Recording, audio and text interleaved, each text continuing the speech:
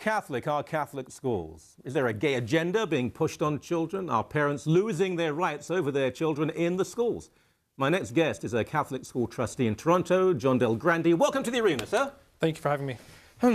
Now, most people assume that Catholic schools are very Catholic. There are nuns beating, God is love and all this sort of thing. That's not quite the state of affairs anymore, is it? No, the nuns and the brothers are no longer teaching in our schools for the most part. There's a few of them here and there. Basically, it's educators that are taught by the curriculum, and they're the ones in the schools. They're part of the union now, and that's they're the ones that are running our schools. The union, well, for example, in Ontario, the Ontario English Catholic Teachers Association, they may be English, they may be teachers, they ain't Catholic. I mean, they non-Catholic at times, quite aggressively anti-Catholic, right? What I've seen. Yeah, that's quite true. That a lot of times they hold Catholic in name only. There are some items that are questionable that they've been pushing, and some concepts that are clearly not in line with Catholic teaching. Now, tell me, what is a gay-straight alliance? It sounds awfully fun and all that, but what is it?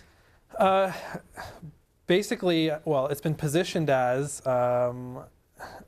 a meeting place for students to have in the schools and talk about issues dealing with gay students, how they're treated in the schools, their issues, promotion of being recognized, and other things that they like to achieve.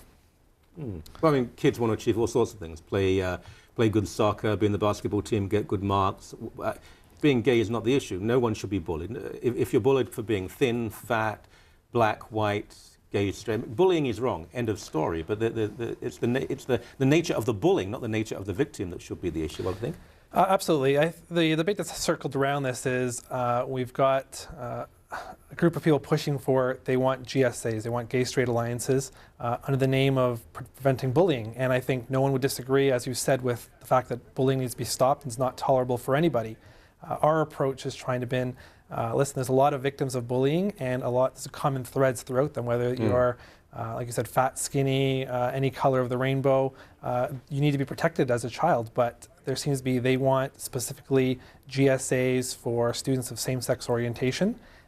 And that's where I think is... What age are we talking about here? We're talking about students primarily in high school, but... so 13, 14, 15. Kids are sexually confused. My youngest just went to high school, for goodness sake, 13 years old. Catholic schools, if a child is gay, they'll probably be protected. I mean, it's almost... I know people will say to me, you don't understand. I have 4 kids. Believe me, I know what goes on. It can be an issue. Often it's even an advantage. It's fashionable. Things have changed from 30, 40 years ago. We have middle-aged people assuming they really understand, without kids, what schools are like. But here's the point.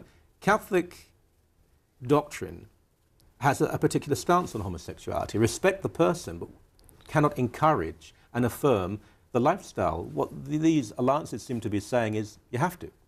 Yeah, that's, if you look at how they've formed and what their activities have been, it's about promotion of their lifestyle, promotion of same-sex marriage, and advocacy, basically.